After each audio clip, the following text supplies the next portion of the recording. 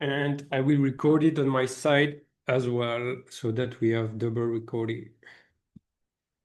Choo, choo, choo. How can I do that?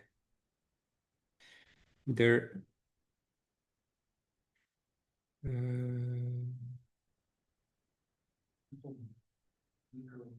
Thank you.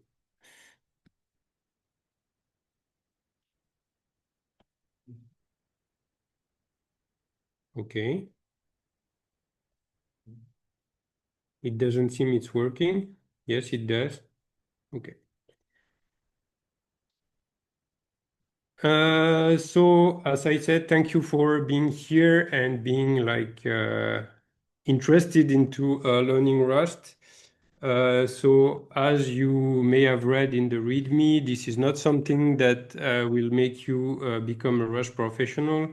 This is mainly let's say, introduction training that will uh, smoother your Rust learning path. So it's a lot of try by examples, and we will try to go to all the concepts behind Rust and the things that may be hard to understand at first. And yeah, so it aims at being interactive training. So feel free to ask questions if you need, if there are things you don't understand. Maybe I will just postpone the questions at the end of the exercises, for example, because sometimes people have questions that are just answered in the following exercises. So the first thing we can go through is going through quickly oh, sorry, this is not what I wanted to do. It's going quickly through the Rust guarantees and what actually makes Rust interesting in terms of programming. I will not go into all the details here because there are already some concepts we have not seen. So it might be hard to understand, but maybe just being aware of the guarantee. So it's really, Rust is made to be memory safe. So it means it prevents a lot of bugs in languages like C and C++, um, which means addressing dangling pointers, buffer overflows, data races, and it enforces everything, and that's what we are going to see. It enforces everything at compile time. So it basically means that if your program compiles, you have guarantees, you have your program which satisfies the Rust guarantees. I have a small note about this. We are speaking today only about something which is called safe Rust. I will not mention safe Rust every time I mention Rust, but you just have to know that there is a variant of Rust which is called unsafe Rust, and that allows you basically to do whatever you want, mostly as you would do in C and C++. And unsafe Rust simply means that then your program cannot guarantee you what safe Rust guarantees you.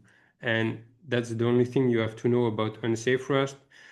It's very rare where you need to use unsafe Rust, except if you do a lot of low-level programming and stuff close to the kernel, you might need to actually use unsafe Rust. But for most of the usage of Rust, you would need you wouldn't need it basically. Rust also guarantees you data races, impossibility of data races, again at compile time.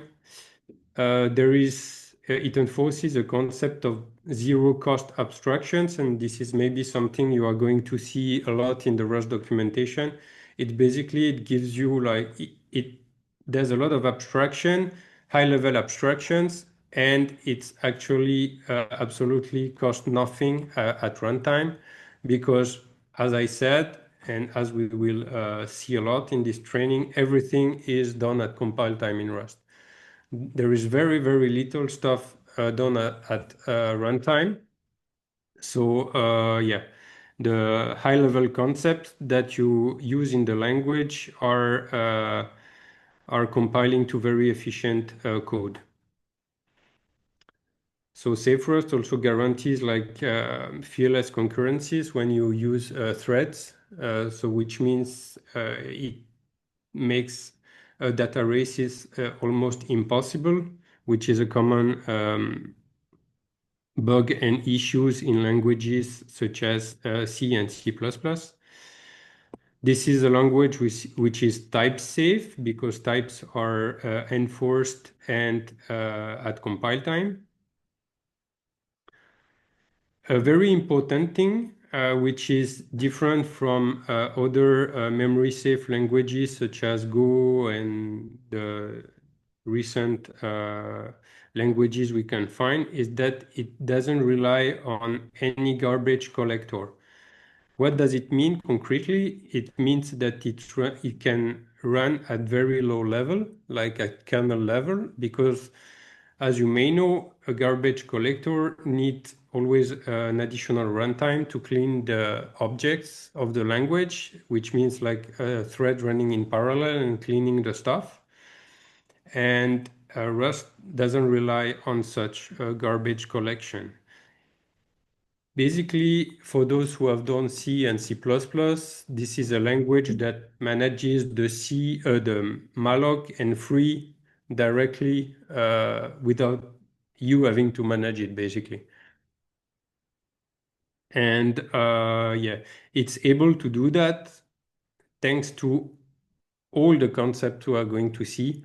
And as you can imagine, to be able to create a language without with all these possibilities without garbage collector, it might need to introduce some concepts that we are going to see. One of the big fights of Rust is having no undefined behavior, which means like there is no unexpected surprise when you run your program. And this is very nice because, as I said earlier, when your program compiles, you can mostly trust it. The only thing that you can doubt is your own algorithms. You know that what you programmed is actually what is going to be run. And yeah, which is not always the case in several languages. Where you always end up in very tricky situation. There is also exhaustive error handling, which is pretty nice, meaning that you always need to handle all the cases when you have errors and things like that. Again, I think it's a matter of making your program very deterministic. So yeah, why these guarantees matter? It's basically yeah, for reliability, security, performance, maintainability, and yeah, you can have like very high confidence in your program. And finally, a very nice aspect of Rust is that it's able basically to run at very low level, such as kernels, and it can also be used for very high, let's say, high level uses like, I don't know, web API or things like that. So you have a huge range of usage for this language. So now we can start. So you can find the roadmap that we are going to follow in the README of the project. And we can click already on the first section, which is data types. And we can start already with the first exercise. Just a quick remark. If you have installed correctly and open correctly the project, you should be able to see like this little play button on every example. And basically, if you want to run the example, you just have to click that play button, and you will see like a terminal popping up with some information in it. And eventually, like the output we wanted to print here was like the X value. This is not very explicit. I should have put like X something. We can rerun the thing basically. And yeah, it's compiling down and we see that that output.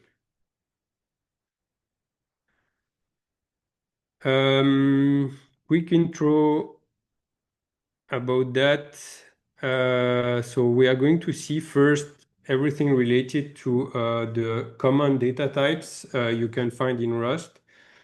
And we are going to start with a concept that we need to introduce very quickly is the notion of variable mutability, which means that if you want to be able to modify the content of a variable, you will need to declare it as mutable.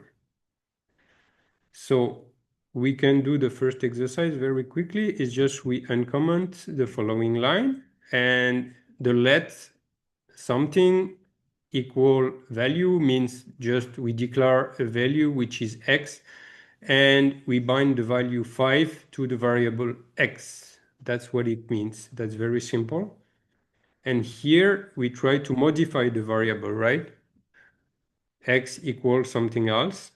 And we see directly that the compiler complains. It tells me like cannot mutate immutable variable, which is pretty straightforward.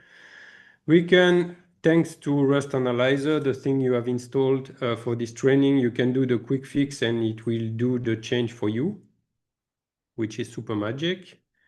Nice. And no error anymore. We can run the test and we can see that the value of x is now 2. Okay, variable mutability, important to remember. Once we want to mutate one variable, we need to put the mut keyword in front of the variable name. Now let's go to variable shadowing. This is a concept of basically reusing the name of a variable in like at a different scope of the program. So here the function is, let's say, scope. We can call it scope A. And here we go in a new scope because we are under curly brackets. And this is scope B. So under the scope A, we define variable x. We bind value 5 to x. We can shadow x in the same scope. So basically, we redefine the variable x. And we can also shadow the variable x in a lower scope, which is the scope B. And here, the variable x is not integer anymore, as you can see here. This is like a type hinting from Rust Analyzer. If you open this file in Vim, for instance, you wouldn't have this type information. This is something which is given by Rust Analyzer, which is the thing that makes you able to develop Rust very easily inside your VS Code instance or any IDE supported by Rust Analyzer. interesting note about Rust Analyzer, this is something which is developed by the Rust Lang team. So it's almost flawless and always it's almost always working. Contrary to many dev environment you can find in other languages. So if we have followed well, okay, what should be the value of x here? It should be the value of x, which is defined it's in own scope, which is the scope B. And here in the outer scope should be like minus 42 because we have basically renamed x, reused, sorry, x. If we run, okay, original is 5, shadowing is minus 42 here. And then in a lower scope, scope B, inner scope, we have hello world. And outer scope, we go again to minus 42 because an interesting thing that we will explain a bit later is that when you exit a scope, basically everything you define and you didn't move out of the scope gets dropped. Yeah, just two simple concepts to introduce before we go further. And now we can go to the Rust data types. And let's start by the scalar data types. So Rust is a type language, so you will most of the time need to put types for your data.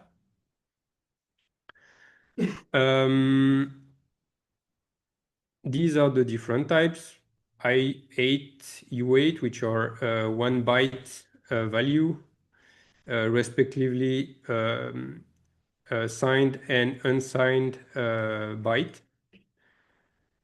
You have signed and unsigned short on 2 bytes, signed and unsigned word, which is 4 bytes, signed and unsigned quad or D word on 4 bytes, 8 bytes, sorry, and then unsigned, signed and unsigned, how we call this, integer on 128 bits.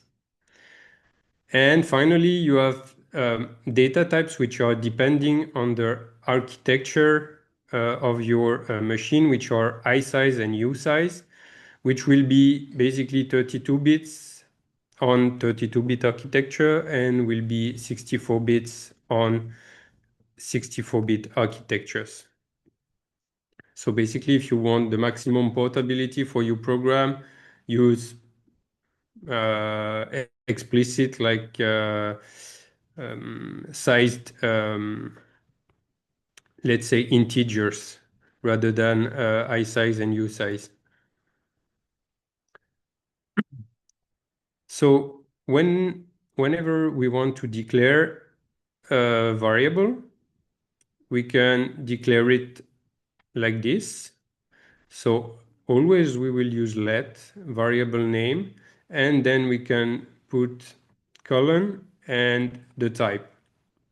So here we define 8 bits integer, unsigned integer, which is 42. An equivalent notation is specifying the type at the end of the value. And you will see here grade. This is the hint from Rust Analyzer. He knows that it's a U8. So this is like a macro that is basically making the program panic if those two values are not equal. We are basically asserting the equality of those two values, so they should be equal. There is a notation which is interesting to know when we want to use like very big integers. We can separate, we can insert underscore in the numbers for more clarity, basically. And yes, that is it.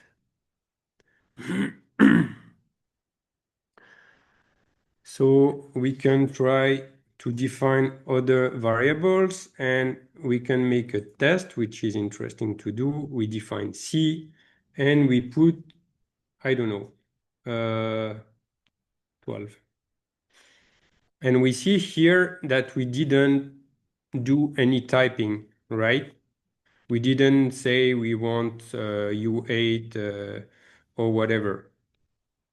So we see that Rust Analyzer tell us it's a I32. So the thing is pretty simple, is that when you don't mention it, there are two default types. If you are using a float that you define with a point, the two default values are I32 for integers by default and F, so float on 64 bits for floating numbers. This is interesting to remember. But we will see that Rust has something very interesting, is that it can infer the type of a variable in function of its usage. Meaning that if I have a function that takes I32 as parameter, and I want to use a variable as a parameter of this function, it will be able to infer the type of the variable that you define because it knows that it's used in this function. We will see that later, but just keep that in mind that you most of the time don't really need to bother with defining the types of your variables. Only when basically the compiler complains. Anyway, Rust, the compiler complains all the time. So yes, if there is something wrong, you will know it pretty quickly. So we can try to do some operations on integers. I don't know. Let's say we have to put mutable in front of the variables we want to modify, of course. We can do C plus equal 1. This is how we do to increment println. Yeah, interesting thing about this is like a macro notation. Everything you see with kind of function name and then you see a bang, this means it's a macro. Rust macro is basically it's generated at compile time and it compiles down to some more complex Rust code that's going to be inserted exactly at that place. And the println is such thing. And under the curly bracket is like the value you want to print. So it's mostly like the Python formatting. It's very similar for those who are used to Python. And you can do something like this. So increment it. Oh, C. Then we can, I don't know, decrement by 2.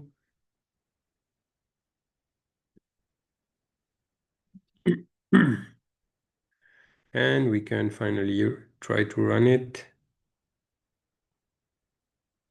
Okay, pretty straightforward. So these are like basically how we can do operation on integers. It supports as well like the divide, the multiply, the modulo. So all like the common operations that you can do on integers. Anton, Yes, do we need to install Rust first? yes. Did you do it before? No. This was like on the instructions of the training. You didn't get it? Okay. You were not in the mail.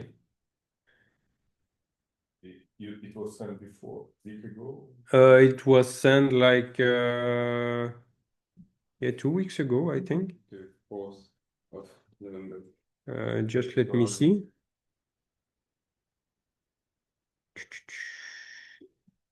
Ah, no, you are not in the mailing list, right? Yes, you are here. You talk about the questions. What does it mean, data race? You said this A functionality. data race is basically when you have two threads which are modifying the same data. And this is like something you can have in a lot of multi-threaded programs. And if you don't use proper lock or mutexes, this is like going to either crash or create like it can create like a lot of bugs. Like we will see that. It's basically all the how to say all the constraints that you have around like borrowing and ownership of the data. And basically you cannot like mutate data at two different places. This is impossible. You cannot do that in Rust. We will see that later. So an interesting thing, common bugs that we see in C and C++ program is integer overflow or underflow, basically integer, yeah, out of bound. And here we are just creating such an error. Basically, what did I do? I just define unsigned byte. So its value, its range is like between 0 and 0 and 255. And basically what I'm trying to do here is I'm trying in a loop of 1,000 items, I'm trying to increment it. And when we try to run this test, we get like a panic and tells us like attempt to add with overflow. Interesting. So this is how Rust like tells you have an issue in your program. But important thing to remember about this is that here we are running in debug context, meaning that your program is compiled with debugging information and so on.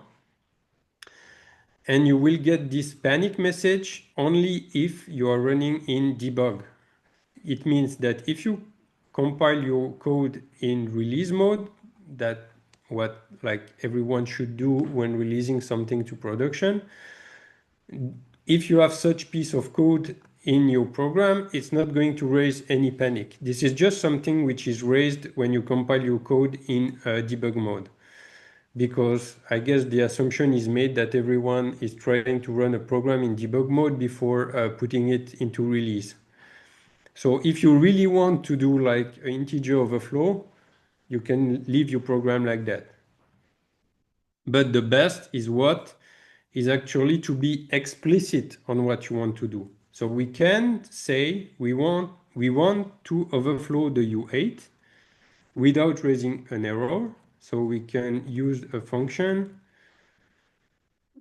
which is called wrapping add, which means basically it's gonna overflow the value. But the fact that we use this function means we know that it's going to happen and that's a wanted behavior, right? Which is completely different from just like incrementing the value like that. So, and we have to assign it again because this method basically returns the overflown value, and we need to assign it to the variable. So this syntax, right? pardon? Yes. Syntax, like the overflow line has no closing dash comma. This? Yeah. That optional. You can put it. So the reason is what is that I think this code block doesn't expect to return anything, and this like just returns nothing, which is identity. I would say like that. This is okay as well. This is like identity type, so it's like basically nothing, and it's just because this code block expect like to return nothing, and this operation, the overflow blah blah blah blah, just is the same as this, just returns nothing, so it's okay. But if you would have just this, for instance, this would be wrong in theory. You see? Why? Because this actually returns, it tells you expected like identity found U8.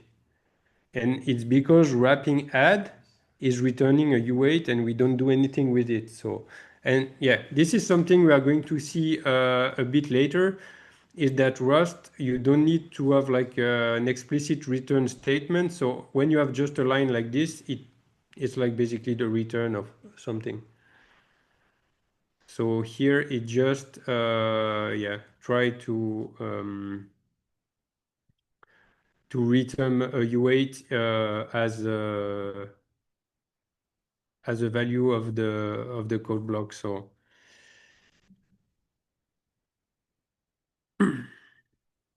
so we have to use the value, and which is, yeah, just final note, this would be correct. It's just that we don't use the value, so this like is no operation because it's completely lost.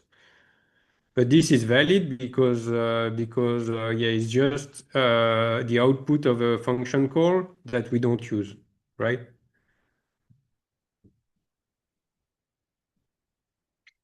So now we can see the output of wrapping add. So it should like create an overflown value. We see it's now 232. It's been overflown several times because we had like 1,000 loops, and it ends up being like 232. But again, what is important to remember here is that when we want to increment and decrement a variable, it's always better to be explicit on what behavior we want to have in case of underflow and overflow. There is another interesting method, which is saturating add and saturating sub existing as well. It's just we add one, but we saturate at the maximum value of the type. And the maximum value of U8, for instance, is 255. So if I do saturating add, it means that I don't want to my variable to be above the maximum value, and I don't want my variable to be overflown. So you have like a lot of methods on primitive types that you can use. We cannot like list them all today, but you have to know that they exist and they are there basically to make your program, of course, more reliable, and also, yeah, just panic free and unexpected behavior free. This is basically the way we can handle overflow in and underflow in Rust. You have to be explicit. And yeah, this is something we will see a lot through this training, is that yeah, Rust You need to be a lot explicit to be able to have a very reliable program. Yes? When we print the value of overflow, Yeah. it never gets over the maximum value U8 can hold. Yeah. So how can we validate that the memory has been overflowed? How can we validate the memory has been overflown? Because when we print the overflow value, it's always between 0 and 255. Yes. I don't get your question. What is the use case you would like to? Because when I print the overflow value, Yeah. I never get, for example, 100. Like how can you see that there is an overflow? And How can you see that there is an overflow? You can by using yeah, this is a good question. There are a lot of methods, as I said, and there are some methods, but this introduce a bit some concepts we have not seen so far. But you have other methods which are checked add, for instance, and it tells you checked integer addition, so it computes self, so the value you pass as the first, basically the type, plus the parameter returning known if overflow occurred. So this is how typically you would do to detect that you had an overflow. And this, we see that it's going to complain because why it doesn't complain? Yeah, it does complain because this is like basically returning a type we have not seen so far, and we are going to see like a lot later in the training is like an option type, which is either a value or none, basically. This is the way like Rust handles like the cases where you need either something or nothing. This is like a specific type. It's a bit advanced for the moment because it introduced already several concepts we have not seen. But there are methods that you can use to detect there was an overflow. Does this answer your question? Yeah, a bit, but I was wondering if it was possible to see, like in C, on the address spaces that we are writing over the defined over the address buffer, space. you mean? Yeah, but this like is integer overflow. So integer overflow never write over a buffer or something like this.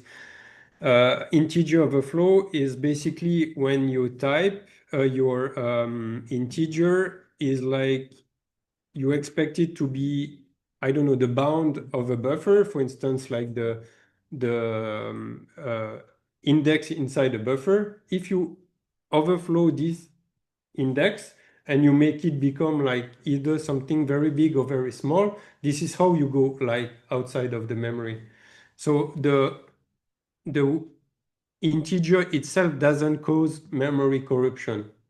What causes the memory corruptions is that you overflow the value and then you access, for instance, a memory area outside of the bounds. And yeah, this is not like basically we don't corrupt memory with an integer overflow. This is a step. We may have to corrupt memory, but this is not like something that can corrupt memory. It's just like a variable you have in a value you have in memory, and just it's like overwritten with some unexpected values, and that's it. And yes, a node with all like those memory layout and so on, and memory management. This is completely transparent for you, so this is not something you can really access in Rust. This is yeah, unless you use like unsafe Rust, but in safe Rust, this is very uncommon to do that.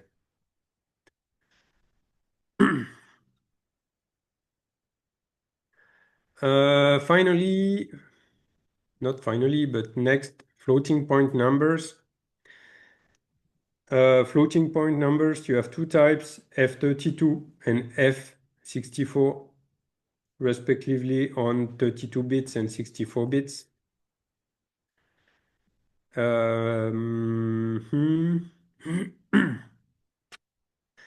If you don't, for the variable declaration, for instance, if you want to declare a F32, you need either to put the type here, as we have seen, or after the value, if you don't want to use like this notation with a 0. If you want to declare, as we have seen earlier, let float equal 64, you can do that by putting a .0 at the end. It knows that it's going to be a float value, a floating number. And as we have seen earlier, the default type will always be F64.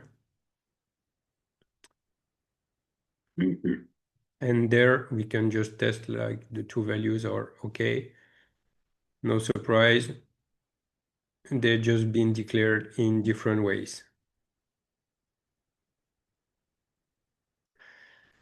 And of course, we cannot compare. This is kind of obvious when you get like typed language. You cannot compare two values which are different types, right? Why it doesn't complain? It should complain. Because it changed the type of floats. Yes, it changed the type. You're right. This is the typical example of what I explained previously, is that here you can, because it infers the type of float because it knows you want to compare it with another one. Okay? Basically what happens, the compiler knows round is F32. Then it says, oh, okay, this guy wants to compare round with something. Basically, I don't know what it is, but it looks like a float. Then I expect like this float to be F32 too. Otherwise, I cannot compare them. But if I like force the F64 here, it's not going to be happy. It will tell me I just cannot compare, yeah, expected F32 and found F64. Yeah, this was like a good example, is the what is called type inference. So it can infer the type of your variables based on the use of the variables you make. So this is why I told you like earlier, most of the time you don't need really to specify the types of your variables.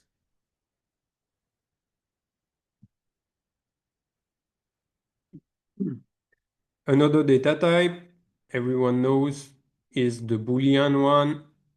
It's just declared with the bool type. So we can just like do this, some bool. This is very slow. And we say bool. We can declare it like that. Or we can declare it directly with true or false value.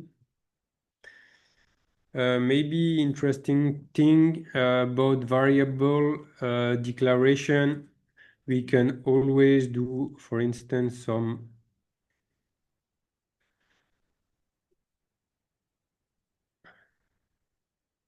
you can always do this, and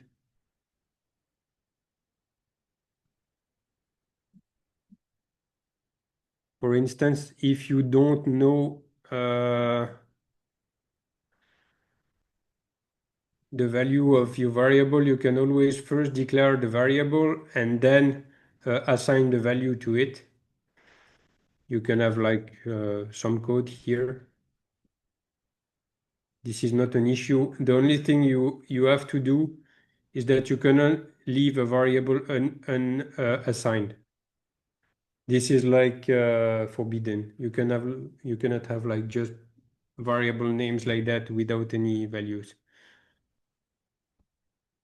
This is just something you have to know, some patterns you may encounter while reading Rust code, for instance. Because of the lack of undefined and no. Yes, and this is basically just to avoid many bugs as well that you may have in C and C++ and so on, where, for instance, you have like a value which is a variable which is declared, and if it's not unassigned, it's going to get like the content of the memory at that place, and you can get memory leak. This is what you have in C when you have unassigned variables. It gets the content of the memory at the place of the allocation, and then you can leak some memory addresses or whatever. So this is basically to avoid this.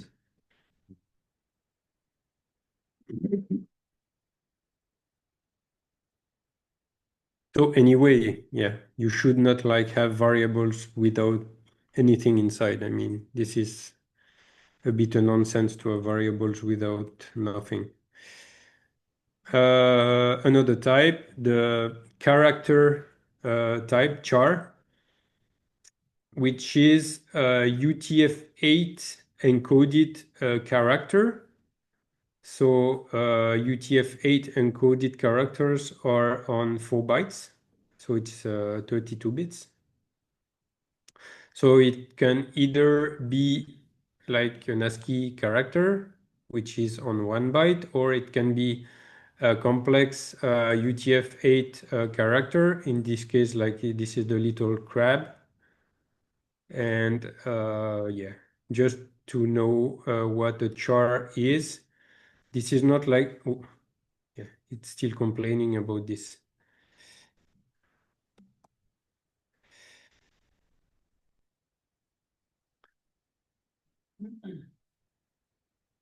This is not like this is not comparable to the C char, which is basically a U8 most of the time, an unsigned 8-byte integer. Here is really, we have to think about Unicode.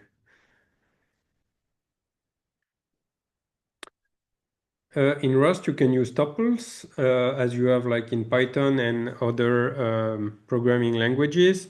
So what a tuple is, it's always a fixed size and heterogeneous collection of values. It means that we don't expect all the values in the tuple to be of the same type. Sorry. So it's always fixed size, so we cannot modify append value to a tuple. And the way you can access the value of a tuple is by index of the values. We are going to see that. And this is a good use case for grouping distinct values temporarily. And this is an example. Here we define a tuple with 3 values. The first being I32, we don't mention the type. The second being F64, because as we have seen, the default for floats are F64, and the third value is also I32. We could even change it if we want to something else, like to U64 if we want it.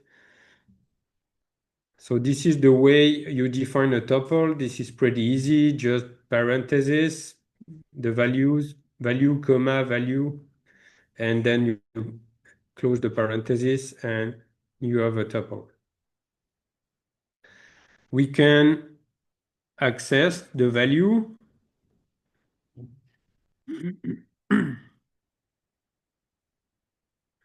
stop.1.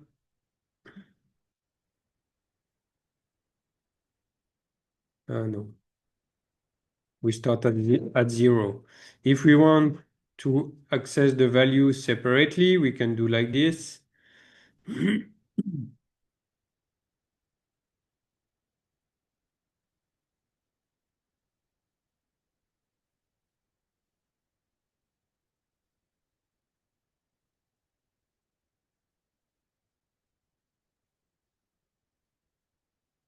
Okay, just a little note about this notation for the println macro.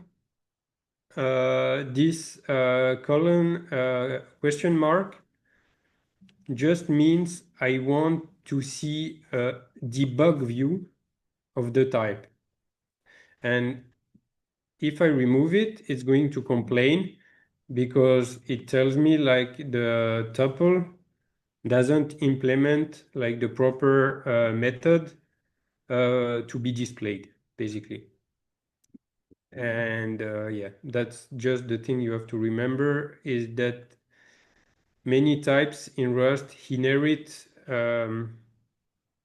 like a trait. We can see this as a interface, let's say, implements the debug trait that allows them to be displayed in println in format string, basically, with the colon question mark. We are going to see this a bit later as well, but it can be like a gentle introduction to it. And now it doesn't complain anymore because it knows like the tuple type has the debug implements the debug trait. And this is like the values that we have. Pretty straightforward. Finally, is this the last thing? No, it's not. We have also arrays. So arrays are fixed size homogeneous collection of elements stored contiguously in memory. So they are all next to each other in memory. And of course, you need like to have all the same types inside an array. This is not like equivalent to a list or something you can have in Python where you can put like basically whatever you want. Here, all the data needs to be the same size and the array needs to be of a known size.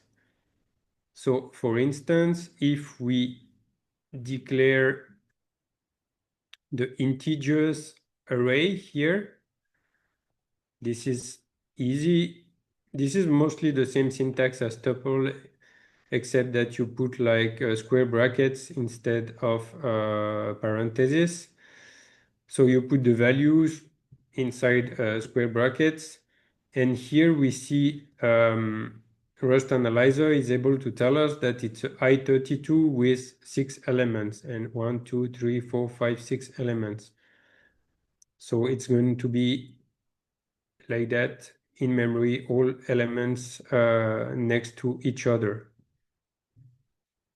What is interesting? Okay, so it's bound safe. So it means that whenever you try to access an out of bound item, it's going to panic, basically.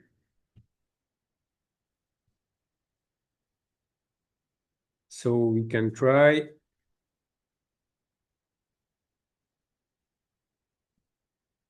First item should be 1. Here we can even mutate what is inside an array. This is not an issue. The only thing we cannot do with array is modifying its size because it's already pre-allocated in memory. So you cannot add stuff or remove element from an array. The size will always be the same after it's been initialized. So we can indeed modify values, but we cannot modify the container, let's say. But don't worry, there are data types that you can where you can modify the size. So here, first item is now 32. You can also use like another notation for array assignment.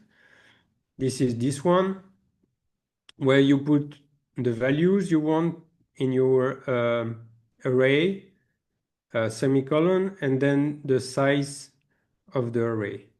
And here basically it means we want an array containing all zeros, and we want an array of 7 items. And this is what we see here. The length is 7. This is what we print here. And then the zeros are here.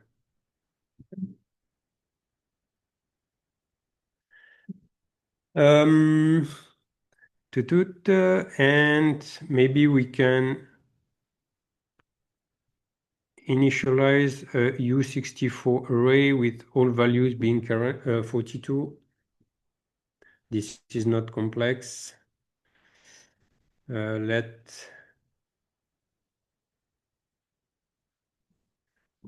the way we define a variable 42, and I don't know, we can put 10 items. Here we see that the default parameters work the same. So here, as we didn't mention any type, it's going to be an I32. It works as well when you define arrays and other things. So if we want U64, we need to be explicit. That's it. This is like a small loop that is basically iterating over the integer array. This is how you define a range in Rust. So we want to iterate from item 0 to 9, basically, because it excludes 10. If we want to include 10, we would do like this. But this is something we are going to see later. And we can try to do something funny, is zeros I. So this should work.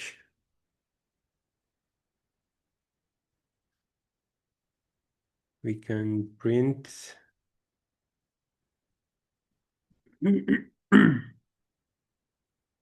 can print the value.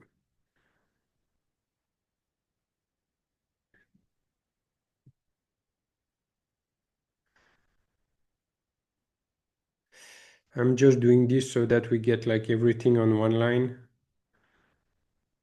This is the same thing as println, except that it doesn't print a new line after. So this should work flawlessly. And no, why? What does it tell me? I go out of bound. Yes, this is normal because I'm trying to go from 0 to 10 while the array is 7 items.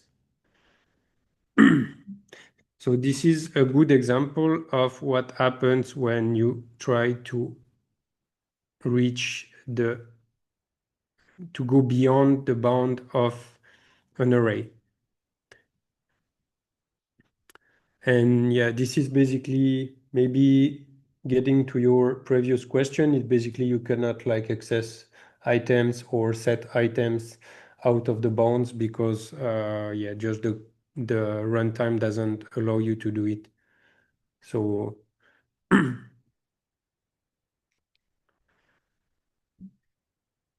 and of course there are ways you can use to be sure that you can access the item. Either you check the integer before if it's below the length, or there are already methods that you can use on arrays, like the get method, and the get methods returns, this is funny, it returns the types we have not seen so far, which is the optional type, but we have mentioned already. So it's either something, either nothing. And here we print it, the value, we have to put like this question mark, because it doesn't know how to print it otherwise. And now we should not get any panic, even though we tried to access out of bound item. We see we have some zero, some zero, some zero until the end of the array, and then we get non-values. And this is typically how you can handle like arbitrary index inside collections or arrays or vectors. And is this the final thing? Interesting thing. You have an issue, Tizio? I see your face, your frustrated face. I think it may be good. A concept that we introduce now, but we are going to see further into detail later, is called destructuring. And destructuring is a simple idea, is that you can break down some compound types, such as tuples or arrays, or even structures and enums that we will see later, into variables. It can be useful, for instance, if you have a function that returns a tuple and then you want to assign the separate return values to variables. So in this case, we do something which is called destructuring the top variables into smaller, into basically explicit variable names.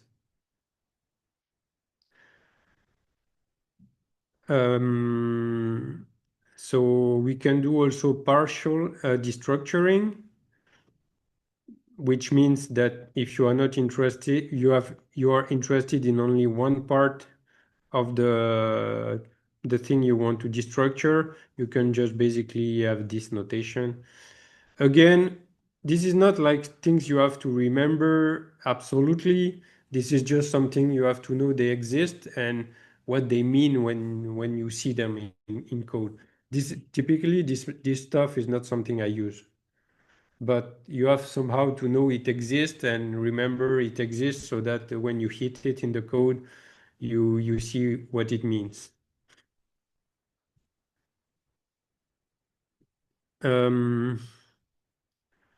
So the same way you destructure tuples, you can destructure arrays, and you can do that because we have seen that arrays have like a fixed size. So, I mean, there is no surprise.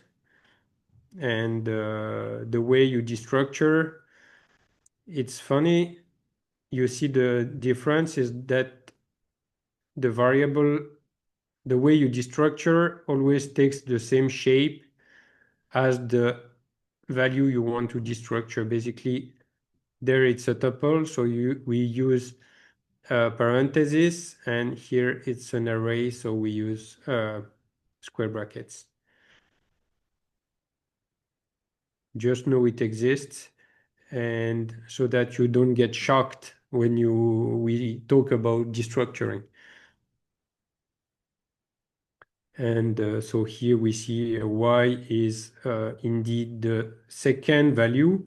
This underscore just means we ignore the first we set the second to y, and the third we ignore true. So y is 6.4, x is 500 here because we took like only the first one. And when we destructure the array, we directly put like inside two variables, which are a and b, and there we go. So yeah, this is a very convenient pattern when, for instance, you get some functions returning compound types or things like that, and you want to assign to separate variables. Yes. Since you can access with earlier from a compound type the elements separately with an index, Yeah. could you just do directly variable with an index? Like Yes, you can do that, but for instance, it might not be very clear. Look, if for instance you have a tuple, like a tuple, since it can be like with hybrid types, Yeah. when you read the code after, you will have like something very generic name, maybe tuple or whatever return value. And then when you see in your code return value .1 or return value .2, it's a lot less clear than a clear variable name, right? So this is basically the use case is, I don't know if you have the function XYZ that returns I don't know, X and Y axis over, I don't know, the coordinate of a point. You prefer to have like X and Y instead of, I don't know, coordinate dot one and coordinate dot two that is like maybe not very explicit. This is just a matter of readability of your code. In the end, you do however you want. It's just like I think it's a lot clearer to, for instance, reassign like the tuple to clear variable names rather than using .1 or .2. Then in the case you just use as an example, if the tuple have two values which were like axis coordinates, then I'll probably just do like let x equals well the top one and then y equals top two. Yes, you can do that, but it's like two lines, except that you can do it in one line with. Gotcha. And yeah, if you have like the more items you have in your tuple, and the more lines it's going to take if you want to do that. So yeah, it's just like for I respect the sacred one. yeah.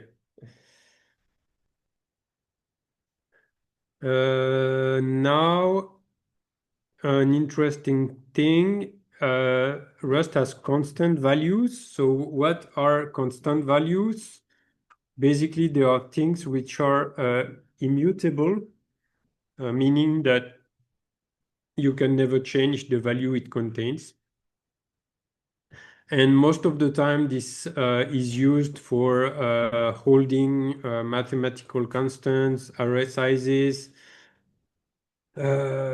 whatever, bit flags, mask, whatever you can imagine as being constant in a program. So here it's pretty simple. Constant, you can use them as parameter, for instance, in arrays, right?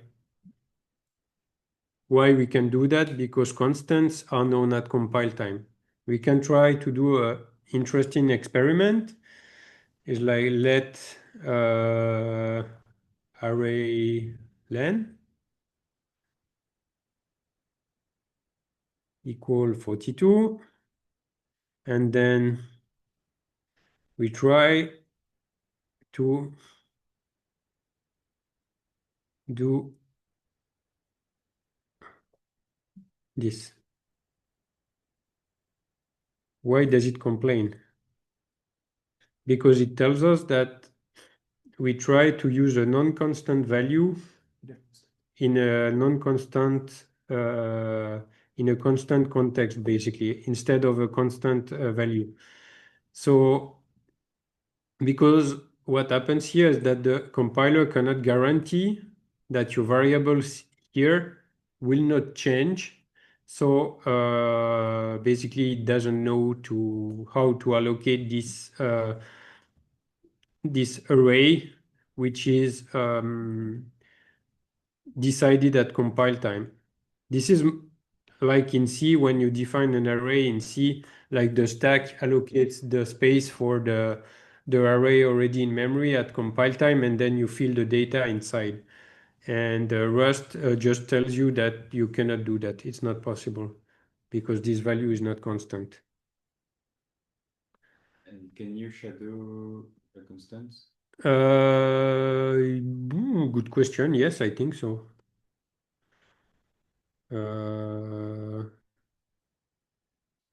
But now it's going to complain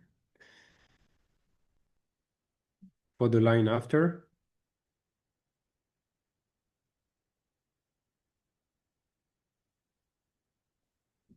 Ooh, why is not happy? I've never tried this. I'm not covered because he interpreted. Ah, no, it doesn't let you. You cannot do that. Interesting. Never try to do this. Yeah, convention, I think by conventions, the constant names are uppercase. And yeah, that's it. And variable names are lowercase. I don't know if it complains if we define a constant which is not uppercase. He complains, but it's a warning. I just tested. Okay. It should instead of. Yeah. Yeah. Yeah, it's going to work. Yeah, there are plenty of mechanisms if you want to enforce the linting and the warning inside your Rust code, but it's a bit out of scope of this training. So you can very easily integrate in your CI/CD, for instance, like a full compliant code with the Rust, let's say, idioms and conventions by using some toolings. So typically in my personal projects, this would like raise an error in my CI/CD and I would have to fix it. So this is very easy to put in place. So we are good with that. Any questions so far? No? Did you talk about the an exclamation mark after? Yes. This is just this means it's a macro. It's a Rust macro.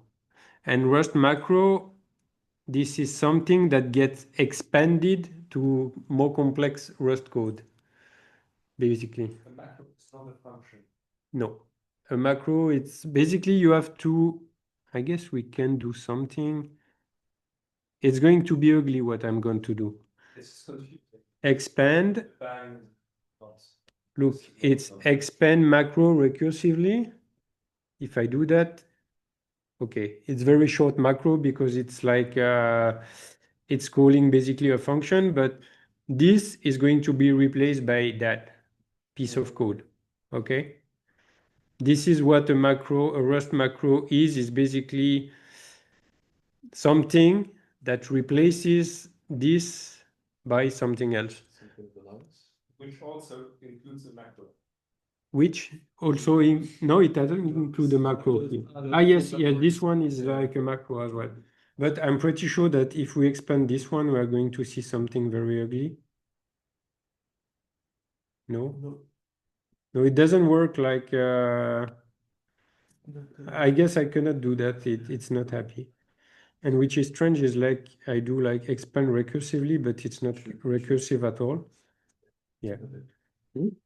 But yeah, this is like a very simple macro, but sometimes you have like a very huge block of code. And why macro are important is that there are some stuff you can achieve only with a macro in Rust.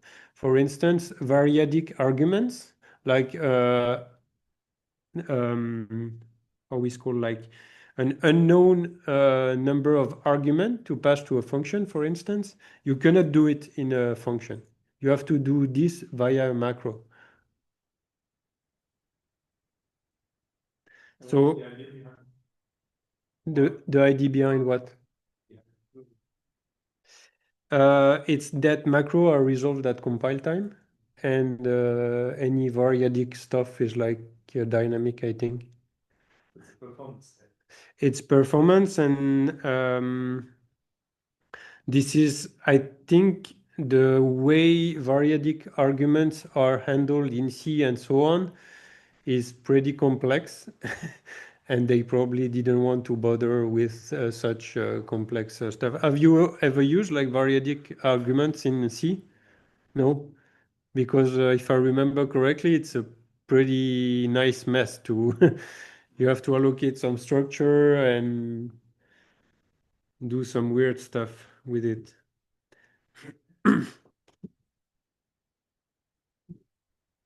Hey. So let's go to the next exercise, which is functions. I'm going to, I don't save. I remove that. Okay, here we go.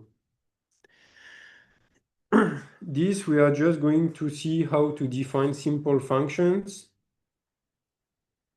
We somehow have an idea because since the beginning, we are actually using functions with basically no parameters. Here we define a function which is just greet, which is displaying a message in the terminal, hello world. This is how we define a function with arguments, with parameters.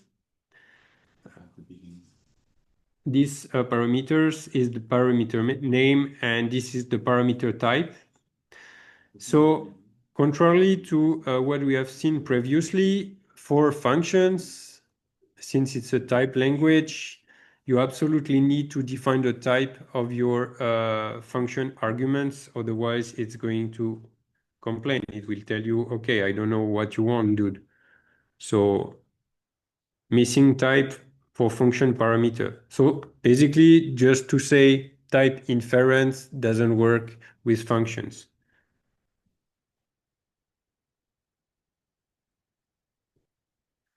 This is not like in Python, for instance, where you don't need to, and other languages where you don't need to specify a type for a function. Interesting thing that I mentioned earlier is that here is how to define a function with two parameters and a return value. The return value is like an arrow and then the type of the return value. This is how you define you want a return value for your function. What is interesting is that Rust doesn't need to have like a return statement, return keyword to return the value. You just put the thing you want to return as the end, the last line of your function, and it's going to be considered as being the return value. And here, this is another method where I explicitly use return and which returns I32. So here the compiler doesn't complain because I put this little, this is like a macro as well. This is a procedural macro. It's a lot advanced because it's basically Rust code that generates Rust code. And this is something very, very powerful, but this is definitely not something you can, we can tackle now. And basically what this says, it says, okay, I accept when my function uses an explicit returns while it's not necessary. If you want, we can just see what happens if I comment this line. The compiler should just tell me a warning. Like, okay, dude, you are using a return statement which is useless. Why it doesn't tell me this? I don't know. Maybe I need to run the test.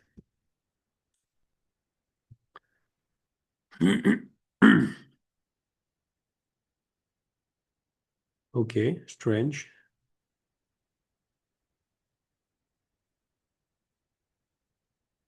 Very weird.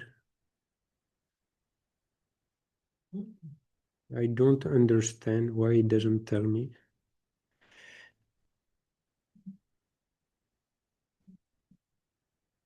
Okay. Okay, I know.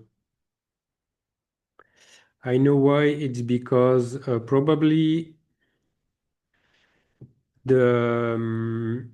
because the way the linter is working, it's using a command which is called cargo check. And I think, and there is something a bit more powerful than cargo check that does a lot more linting and so on, which is called Clippy, which is this one. And if you run Clippy, it will complain, but check doesn't complain about it. This is why I mean, it doesn't complain right now.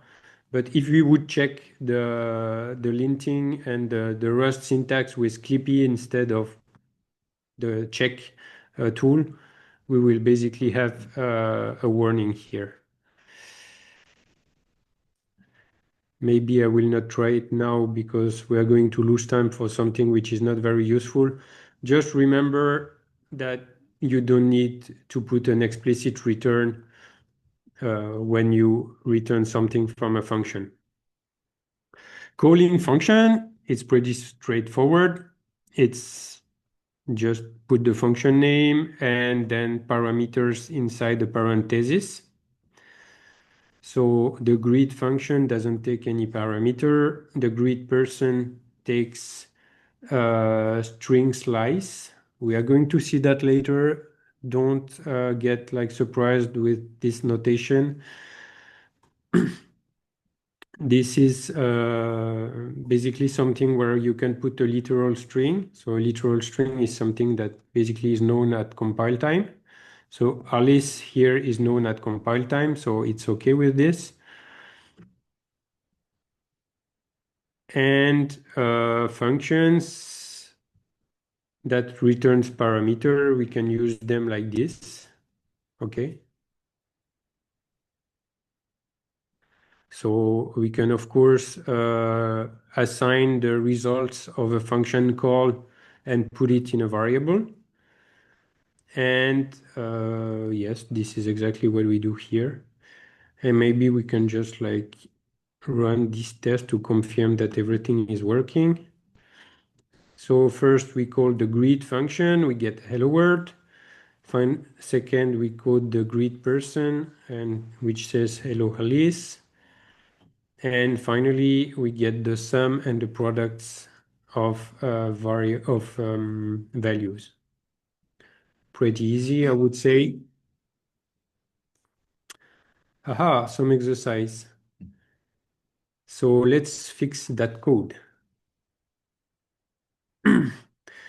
We already have a partial answer because we addressed that small question previously.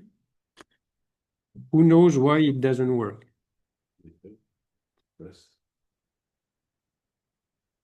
The semicolon. Yes, because under the hood, what it does here, it's basically, it returns there, we don't see anything, but it returns something. It returns identity, it returns that. Identity is basically like nothing. And there it says, okay, expected I32 found basically identity. And here, if we look at the error here, it's exactly telling us the same thing. Expected I32 found identity. Yeah, you have to replace like the two parentheses by identity in your mind. And thing we can do, this is one thing, very easy. because the results of A plus B is a I32, and by default, you don't need a return statement, so it returns I32. This is one fix.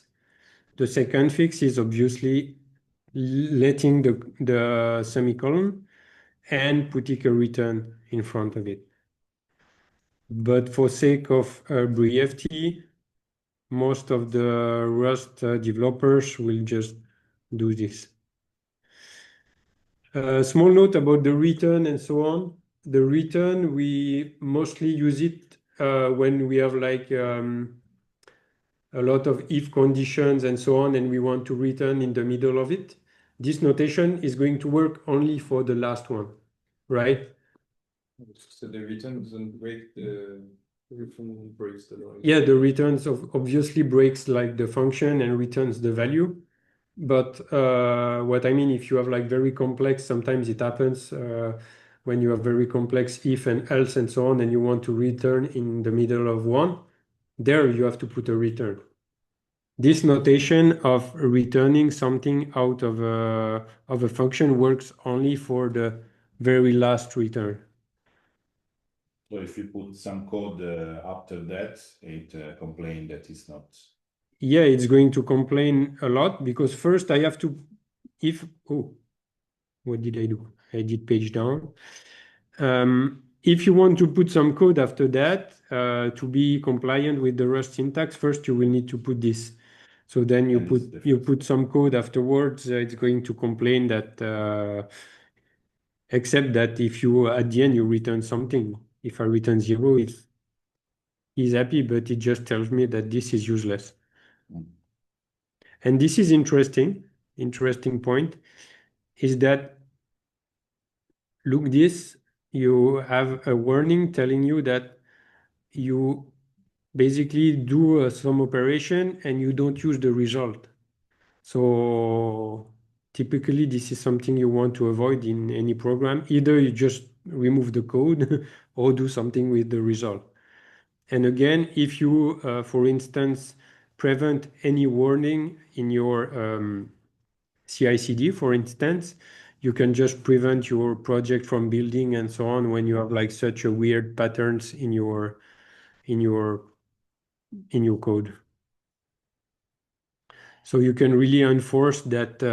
You can really make a lot of enforcement on your code with very little effort. Because, for instance, okay, we can do a test very quickly. If at the top of my file I put deny warning, this is not something you should do because it's going to raise an error for every warning. But there it puts like a compile error instead of a warning, and I mean the code just doesn't compile.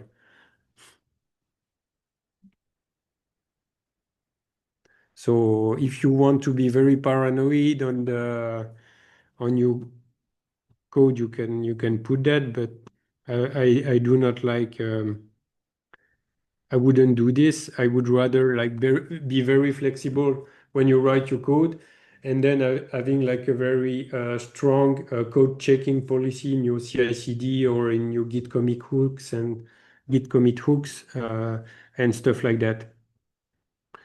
So that yeah, you don't turn every warning into an error, a compile error.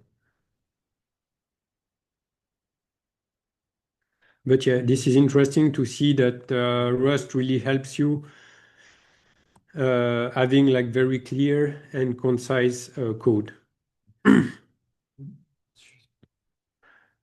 So function parameters and arguments. So the parameters are the input defined in the function signature, and the arguments are the actual values that you pass to the function. This is for the semantic, let's say. And maybe this is related to the thing we have discussed just previously with Romain. This is typically the function we have been mentioning, which is create point, and that returns a tuple with X and Y. So we can just call it like that. That's very easy. We get a tuple.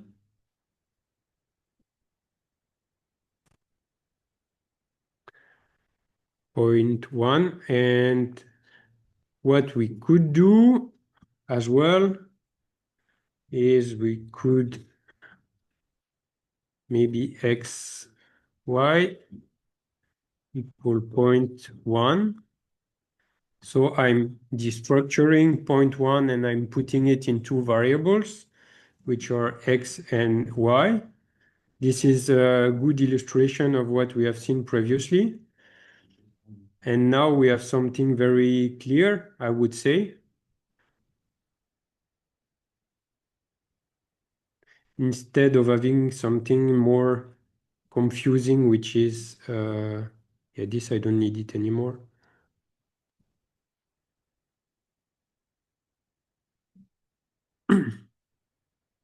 So this is an illustration of destructuring in practice. I have a question because, Tell me. sorry, I missed the part about the structuring because I was in interview. Can you destructure in mutable? Yes, So in this case, if you put mute, x and y can be good can be also question. changed. Yes. Oops. And now it's telling me that I don't mutate, so I can remove the mute. This is why I have the. We can even do that, like just mutate x, and we say x equal 30, and it's going to work.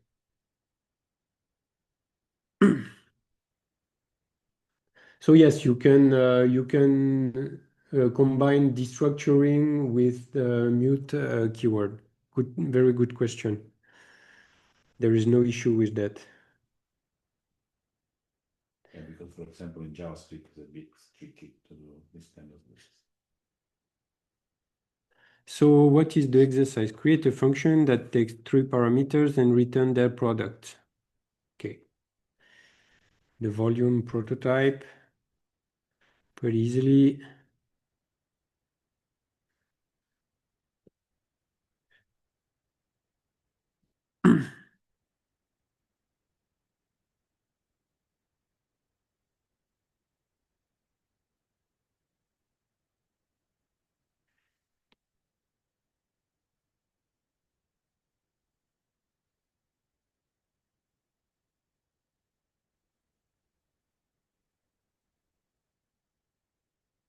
Is that correct? It should be. This is not more complex than this.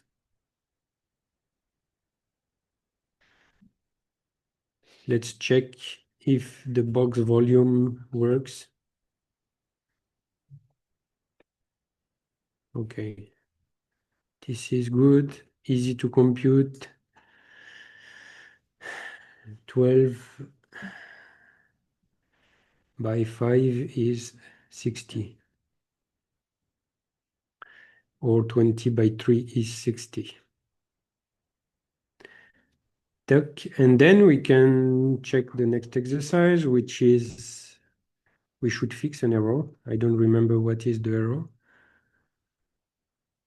So what the compiler Float.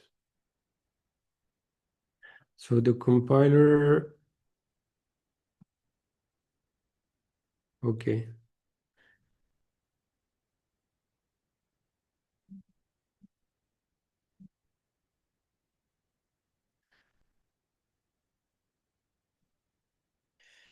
And again, interesting thing, we cannot like do operation on different data types, right? And expecting also different results.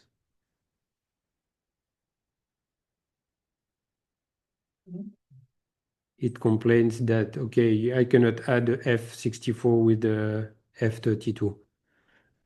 We could do something like this, which is some kind of casting. It's like converting this to F64, but we always have to keep in mind that when doing such operations, we can basically modify the the structure, especially if it's like casting like a bigger type into a smaller one. This is now the same issue that you have with C code, for instance.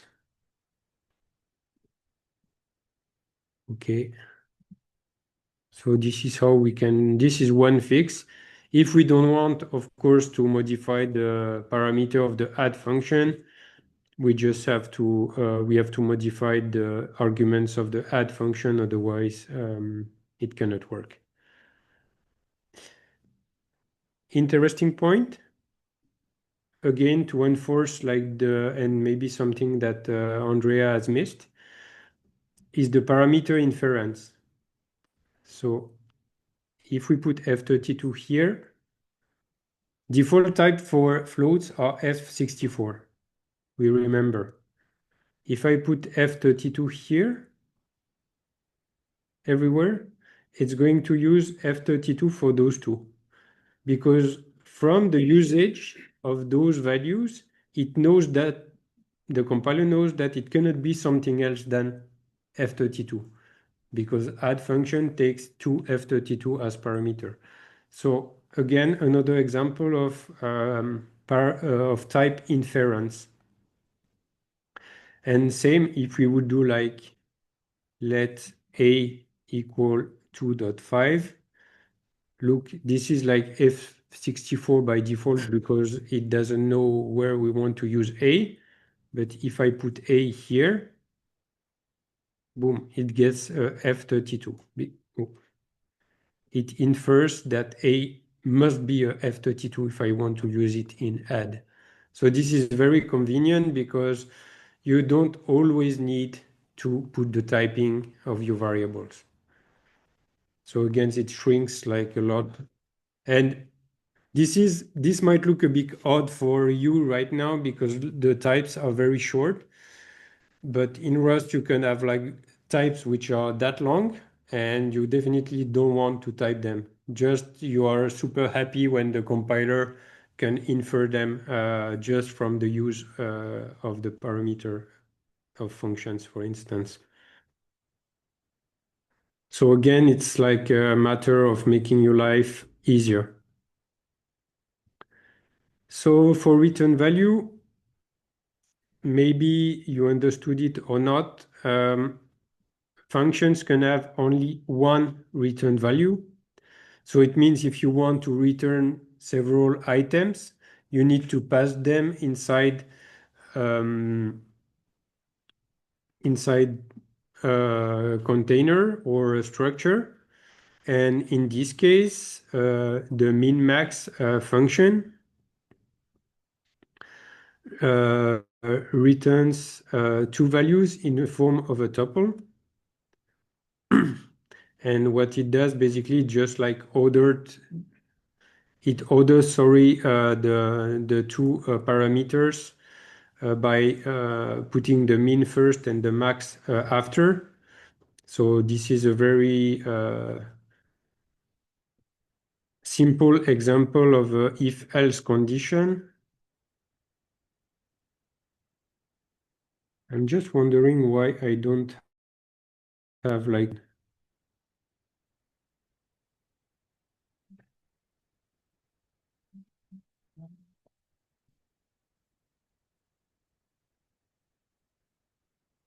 okay, this is super strange. This I should have like automatic indentation, which now.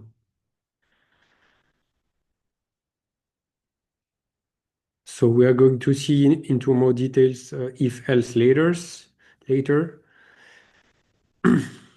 So here again, we are destructuring min and max into two variables.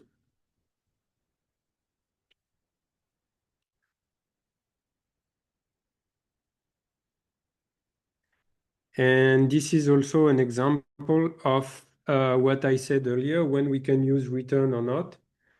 For instance, if you want to return early in a function, you have to use an explicit return. So in this case, it's going to complain, for instance, if I remove the return here, because basically this, or maybe it will not complain. Yes, it does, because the if must return nothing. I mean, if block must not return anything. So either you do that and it doesn't complain and the true value is basically useless because you don't use it, or you have to use an explicit return. This is basically, maybe a shorter version of the if true, else false. It depends your preference of writing if else, and I don't remember how it's called this pattern, but like Early return. yeah, Early return. early return or guardrail, or I don't remember.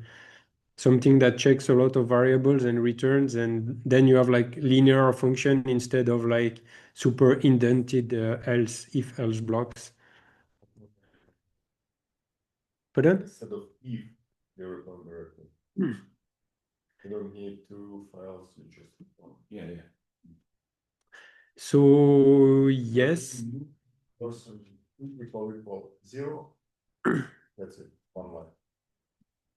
pardon? Yeah, you can do that. Yeah, sure.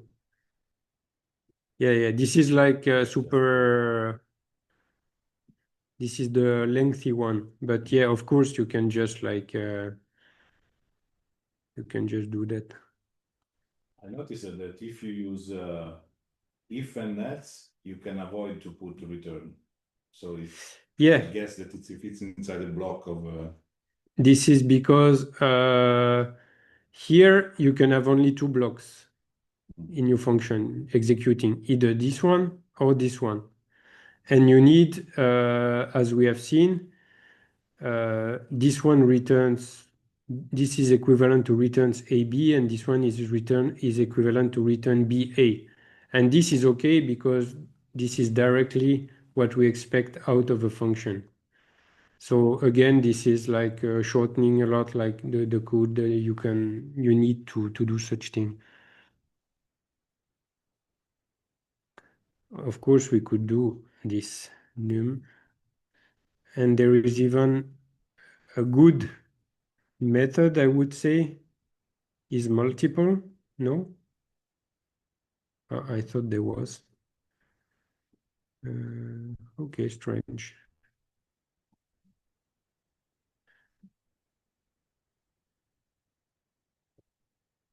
Yeah, we could do something like this.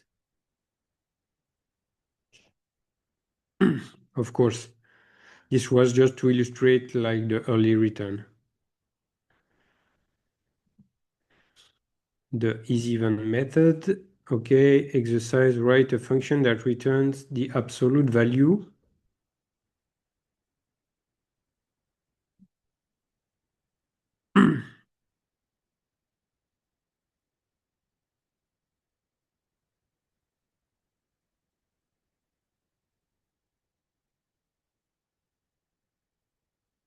So there are lots of functions on primitive types in Rust. So instead of doing like value below 0, you have directly is negative, and you say value minus value,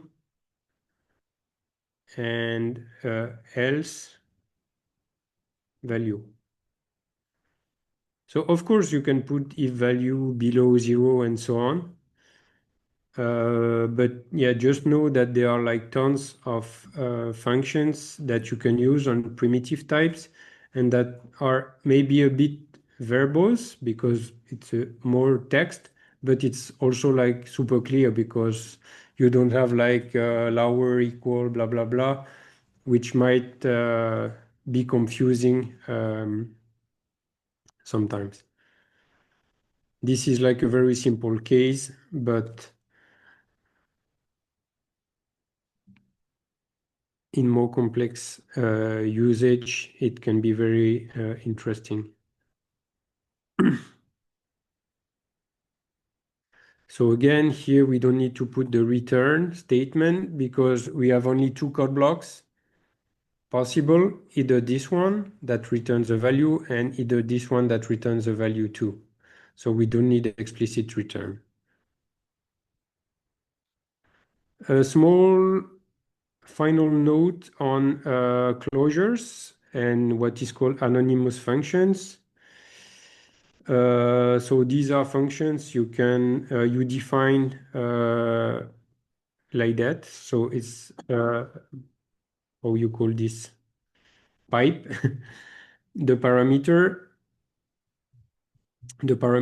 almost as you would do for a normal function, and then a return type.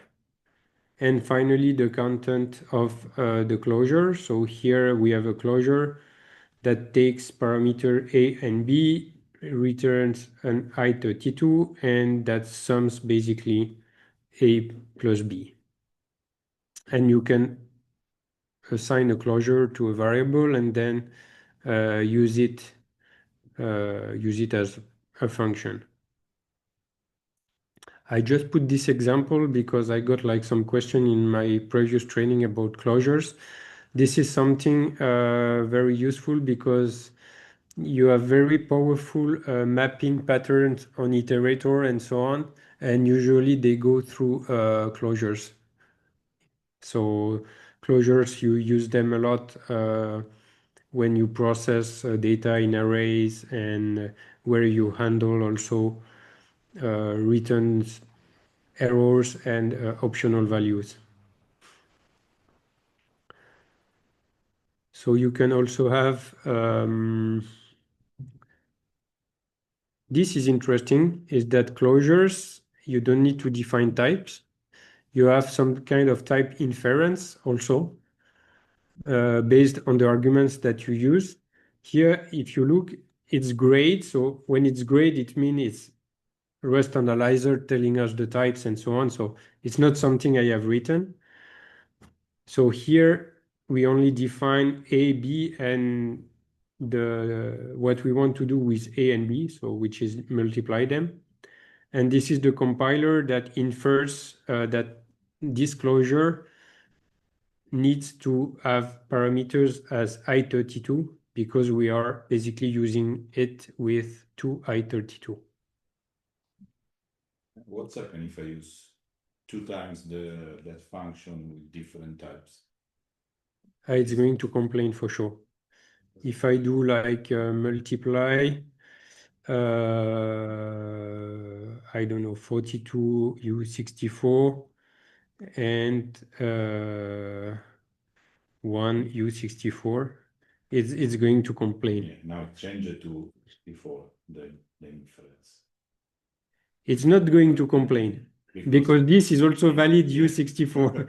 So if I put a float, if I use a float, it's going to complain. Okay. Now it's going to complain.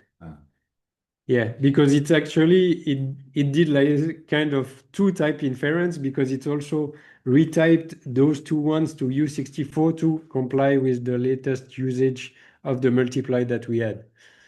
So you kind of see how powerful is this and how interesting it can be to program this way. And basically, as I said earlier, Andrea, most of the time in Rust, you don't really need to put explicit typing. You can just rely on the compiler. Basically, trust the compiler. If it's not happy, it will just tell you. And if it doesn't tell you that something is wrong, consider it's okay.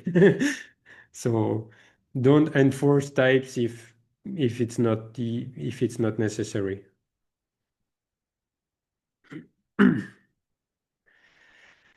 So here we have a closure that captures its environment, let's say, because it's taking this variable and use it inside the closure. Just the thing we have to know.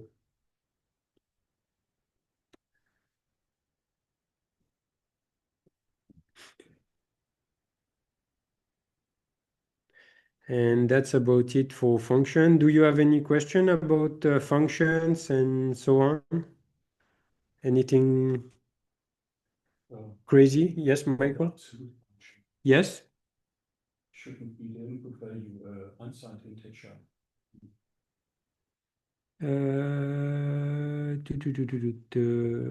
Should be what? Unsigned? This is unsigned. This is signed, yes. You would like to put the output value unsigned? Yeah. Yes, we can do that. We can put U32, except that now it's going to complain because we return I32 as U32. So we have to be explicit about this. If you would accept negative numbers, it should not be integer, it should be a signed integer. This is signed. Okay. This is I is unsigned.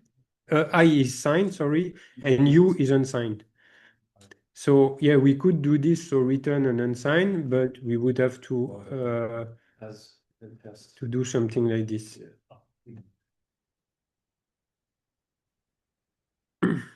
Thank you. This would work.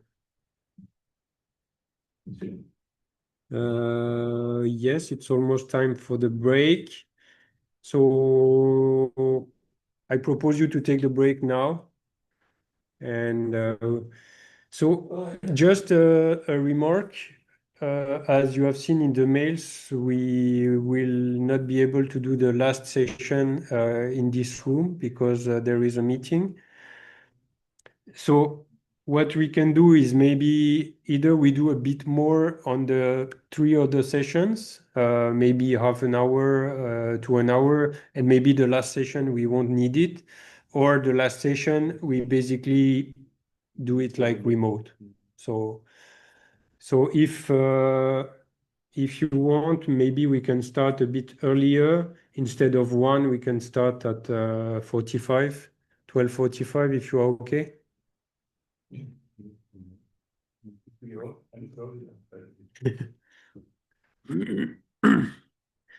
And it's going to be complicated at the chapter 4. So keep your energy. This is the chapter 2. Right? Yes. Control flow is going to be, I would say, pretty straightforward because so far it's like super easy to map what we know, what we knew from other languages to Rust. But I think starting from chapter 4, it's going to be a bit more Rust specific and it's going to hurt a bit more. Nice. So for those who are online, I will keep the thing running. And yeah, I'll be back. So feel free to come back in 45 minutes. So 1:45.